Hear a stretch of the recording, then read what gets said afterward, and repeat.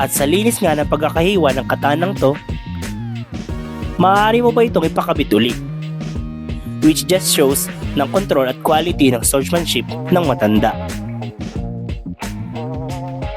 At sa sobrang OP niya, kahit pagtulungan pa siya ni na Sakamoto, Nagumo at grupo ni Slur, hindi pa rin ito umubra kay Mr. Takamura.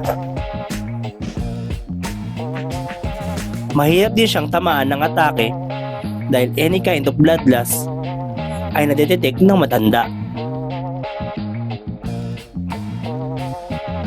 Naging totoo sa kanya ang cliche na your worst enemy is yourself.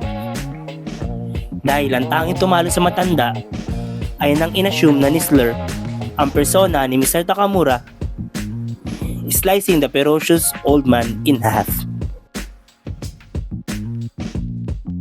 Iconic talaga ang karakter ni Mr. Takamura dahil bukod sa series, lumabas din ang matanda sa one-shot na Garaku at locker room ni Suzuki Sensei. Sa Garaku as himself at sa locker room dahil ang misteryosong matanda doon ay kamukhang kamukha din niya.